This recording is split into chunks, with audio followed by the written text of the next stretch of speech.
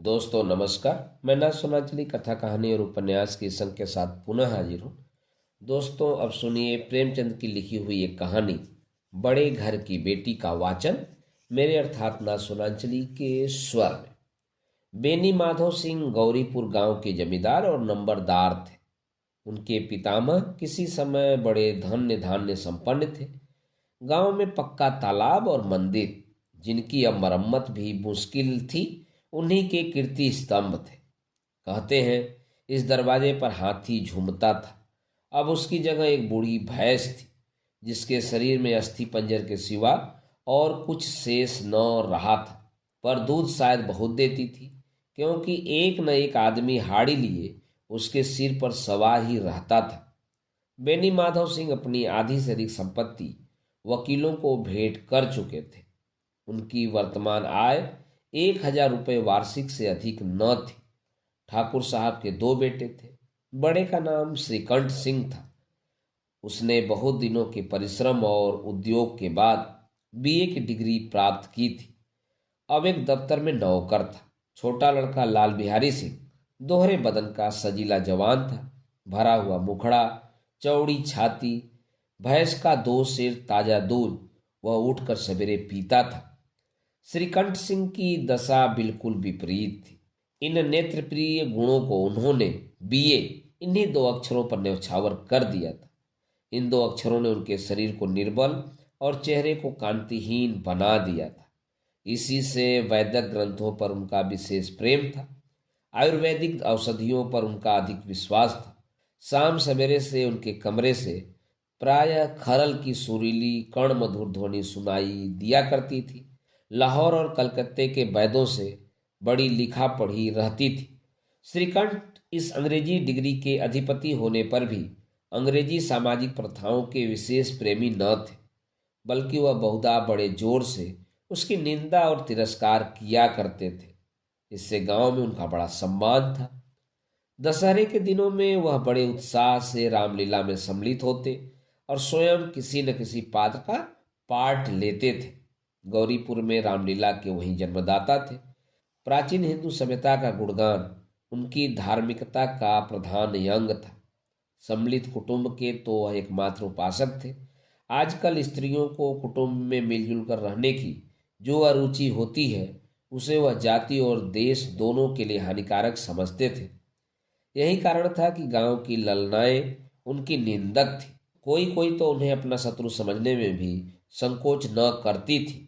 स्वयं उनकी पत्नी को भी इस विषय में उनसे विरोध था। यह इसलिए नहीं कि उसे अपने सास ससुर देवर या जेठ आदि से घृणा थी, बल्कि उसका विचार था कि यदि बहुत कुछ सहने और तरह देने पर भी परिवार के साथ निर्वाह न हो सके, तो आए दिन की कलह से जीवन को नष्ट करने की अपेक्षा यही उत्तम है कि अपनी खिचड़ी अलग पकाई जाए। आनंदी एक बड़े उच्च कुल की लड़की थी। उसके बाप एक छोटी सी रियासत के तालुकेदार थे। विशाल भवन, एक हाथी, 3 कुत्ते, बाज, बहरी सिकरे, झाड़ फानूस, ऑनरेरी मजिस्ट्रेटी और ऋण, जो एक प्रतिष्ठित तालुकेदार के भोग्य पदार्थ हैं, यहाँ सभी विद्यमान थे। नाम था भूप सिंह। बड़े उदार चित्त और प्रतिभाशाली पुरुष थे, पर दुर्भाग्य से लड़का एक भी न था। 7 लड़कियां हुई और दैवेक से सबकी सब जीवित रही। पहली उमंग में तो उन्होंने 3 ब्याह दिल खोल कर किए, पर 15-20 हजार रुपयों का कर्ज सिर पर हो गया तो आंखें खुली, हाथ समेट लिया। आनंदी चौथी लड़की थी। वह अपनी सब बहनों में अधिक रूपवती और गुणवती थी। इससे ठाकुर भूप सिंह उसे बहुत प्यार करते थे। सुंदर संतान को कदाचित उसके माता पिता भी अधिक चाहते हैं। ठाकुर साहब बड़े धर्म संकट में थे कि इसका विवाह कहाँ करें। न तो यही चाहते थे कि ऋण का बोझ बढ़े, और न यही स्वीकार था कि उसे अपने को भाग्यहीन समझना पड़े। एक दिन श्रीकंठ उनके पास किसी चंदे का रुपया मांगने आए। शायद नागरी प्रचार का चंदा था। भूप सिंह उनके स्वभाव पर रीझ गए और धूमधाम से श्रीकंठ सिंह का आनंदी के साथ ब्याह हो गया। आनंदी अपने नए घर में आई तो यहाँ का रंग ढंग कुछ और ही देखा। जिस टीम टाम की उसे बचपन से ही आदत पड़ी हुई थी, वह यहाँ नाम मात्र को भी न थी। हाथी घोड़ों का तो कहना ही क्या, कोई सजी हुई सुंदरी बहली तक न थी। रेशमी स्लीपर साथ लाई थी, पर यहाँ बाग कहाँ। मकान में खिड़कियां तक न थी, न जमीन पर फर्श, न दीवार पर तस्वीरें। यह सीधा साधा देहाती गृहस्थ का मकान था, किंतु आनंदी ने थोड़े ही दिनों में अपने को इस नई अवस्था के ऐसा अनुकूल बना लिया मानो उसने विलास के सामान कभी देखे ही न थे। एक दिन दोपहर के समय लाल बिहारी सिंह दो चिड़ियां लिए हुए आया और भावच से बोला, जल्दी से पका दो, मुझे भूख लगी है। आनंदी भोजन बनाकर उसकी राह देख रही थी। अब वह नया व्यंजन बनाने बैठी। हांडी में देखा तो घी पाव भर से अधिक न था। बड़े घर की बेटी, किफायत क्या जाने, उसने सब घी मांस में डाल दिया। लाल बिहारी खाने बैठा तो दाल में घी न था। बोला, दाल में घी क्यों नहीं छोड़ा? आनंदी ने कहा, घी सब मांस में पड़ गया। लाल बिहारी जोर से बोला, अभी परसों घी आया है, इतना जल्दी उठ गया? आनंदी ने उत्तर दिया, आज तो कुल पाव भर रहा होगा, वह सब मैंने मांस में डाल दिया। जिस तरह सूखी लकड़ी जल्दी से जल उठती है, उसी तरह छूझा से बावला मनुष्य जरा जरा सी बात पर तिनक जाता है। लाल बिहारी को भावज की यह ठिठाई बहुत बुरी मालूम हुई। तिनक कर बोला, मैके में तो चाहे घी की नदी बहती थी। स्त्रियां गालियां सह लेती हैं, मार भी सह लेती हैं, पर मैके की निंदा उनसे नहीं सही जाती। आनंदी मुंह फेर कर बोली, हाथी मरा भी तो 9 लाख का, वहां इतना घी नित्य नाई का हार खा जाते हैं। लाल बिहारी जल गया, थाली उठाकर पलट दी और बोला, जी चाहता है जीभ पकड़कर खींच लूं। आनंदी को भी क्रोध आ गया, मुंह लाल हो गया। बोली, वह होते तो आज इसका मजा चखाते। जब अपड़ उजड़ ठाकुर से न रहा गया, उसकी स्त्री एक साधारण जमींदार की बेटी थी। जब जी चाहता उस पर हाथ साफ कर लिया करता था। खड़ाऊ उठाकर आनंदी की ओर जोर से फेंकी और बोला, जिसके गुमान पर भूली हुई हो उसे भी देखूंगा और तुम्हें भी। आनंदी ने हाथ से खड़ाऊ रोकी, सिर बच गया, पर उंगली में बड़ी चोट आई। क्रोध के मारे हवा से हिलते पत्ते की भांति कांपती हुई अपने कमरे में आकर खड़ी हो गई। स्त्री का बल और साहस, मान और मर्यादा पति तक है। उसे अपने पति के ही बल और पुरुषत्व का घमंड होता है। आनंदी खून का घूंट पीकर रह गई।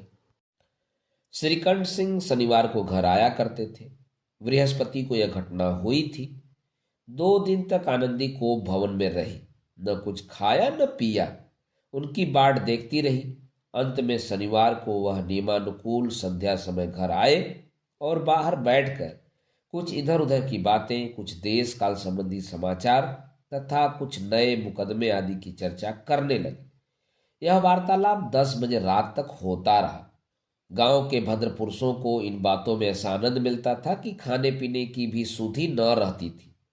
श्रीकंठ को पिंड छुड़ाना मुश्किल हो जाता था। ये 2-3 घंटे आनंदी ने बड़े कष्टों से काटे।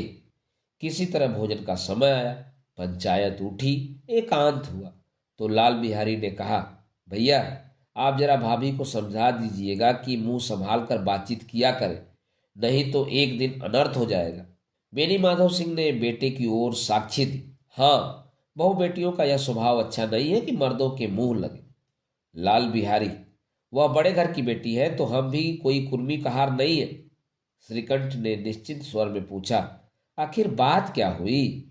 लाल बिहारी ने कहा, कुछ भी नहीं, यूं ही आप उलझ पड़ी। मैके के सामने हम लोगों को कुछ समझती ही नहीं। श्रीकंठ खा पीकर आनंदी के पास गए। वह भरी बैठी थी। यह हजरत भी कुछ तीखे थे। आनंदी ने पूछा, चित्त तो प्रसन्न है? श्रीकंठ बोले, बहुत प्रसन्न है, पर तुमने आजकल घर में यह क्या उपद्रव मचा रखा है? आनंदी की त्योरियों पर बल पड़ गए।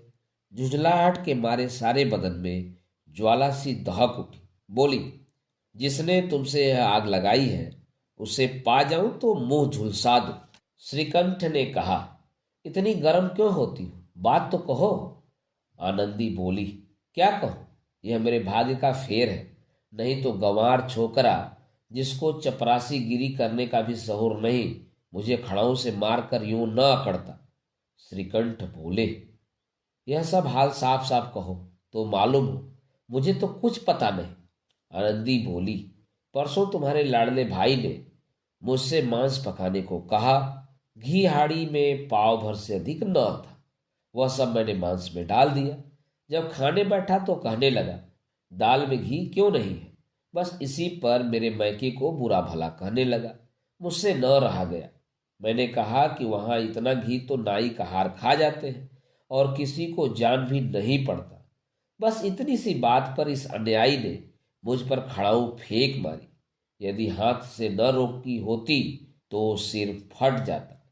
उसी से पूछो, मैंने जो कुछ कहा है वह सच है या झूठ।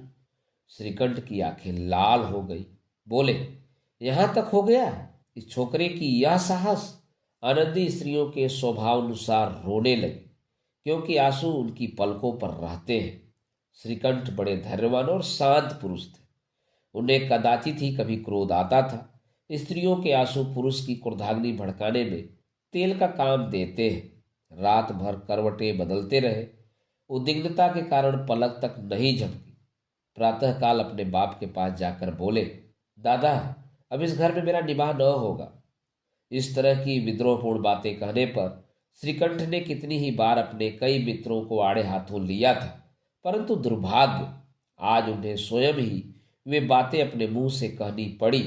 दूसरों को उपदेश देना भी कितना सहज है। बेनी माधव सिंह घबरा उठे और बोले, क्यों? श्रीकंठ, इसलिए कि मुझे भी अपनी मान प्रतिष्ठा का कुछ विचार है। आपके घर में अब अन्याय और हठ का प्रकोप हो रहा है। जिनको बड़ों का आदर सम्मान करना चाहिए वो उनके सिर चढ़ते हैं। मैं दूसरे का नौकर ठहरा, घर पर रहता नहीं। यहाँ मेरे पीछे स्त्रियों पर खड़ाऊं और जूतों की बौछारें होती। कड़ी बात की चिंता नहीं, कोई एक की दो कह ले, वहां तक तो मैं सह सकता हूं, किंतु यह कदापि नहीं हो सकता कि मेरे ऊपर लात घुसे पड़े और मैं दम न मारूं। बेनी माधव सिंह कुछ जवाब न दे सके। श्रीकंठ सदैव उनका आदर करते थे। उनके ऐसे तेवर देखकर बूढ़ा ठाकुर अवाक रह गया। केवल इतना ही बोला, बेटा, तुम बुद्धिमान होकर ऐसी बातें करते हो। स्त्रियां इस तरह घर का नाश कर देती हैं। उनको बहुत सिर चढ़ाना अच्छा नहीं है। श्रीकंठ बोले, इतना तो मैं जानता हूं। आपके आशीर्वाद से ऐसा मूर्ख नहीं हूं। आप स्वयं जानते हैं कि मेरे ही समझाने बुझाने से इस गांव में कई घर संभल गए, पर जिस स्त्री की मान प्रतिष्ठा का ईश्वर के दरबार में उत्तरदाता हो, उसके प्रति ऐसा घोर अन्याय और पशुवत व्यवहार मुझे असह्य है। आप सच मानिए, मेरे लिए यही कुछ कम नहीं है कि लाल बिहारी को कुछ दंड नहीं देता। अब बेनी माधव सिंह भी गरमाए, ऐसी बातें और न सुन सके। बोले, लाल बिहारी तुम्हारा भाई है, उससे जब कभी भूल चूक हो उसके कान पकड़ो। लेकिन श्रीकंठ, लाल बिहारी को मैं अपना भाई नहीं समझता। बेनी माधव सिंह, स्त्री के पीछे? श्रीकंठ, जी नहीं, उनकी क्रूरता और अविवेक के कारण। अब दोनों कुछ देर चुप रहे। ठाकुर साहब लड़के का क्रोध शांत करना चाहते थे, लेकिन यह नहीं स्वीकार करना चाहते थे कि लाल बिहारी ने कोई अनुचित काम किया है। इसी बीच में गांव के और कई सज्जन हुक्के चिलम के बहाने वहां आ बैठे। कई स्त्रियों ने जब यह सुना कि श्रीकंठ पत्नी के पीछे पिता से लड़ने को तैयार है तो उन्हें बड़ा हर्ष हुआ। दोनों पक्षों की मधुर वाणियां सुनने के लिए उनकी आत्माएं तिलमिलाने लगी। गांव में कुछ ऐसे कुटिल मनुष्य भी थे जो इस कुल की नीतिपूर्ण गति पर मन ही मन जलते थे। वे कहा करते थे, श्रीकंठ अपने बाप से दबता है इसलिए वह दब्बू है, उसने विद्या पढ़ी इसलिए वह किताबों का कीड़ा है। वेनी माधव सिंह उनकी सलाह के बिना कोई काम नहीं करते, यह उनकी मूर्खता है।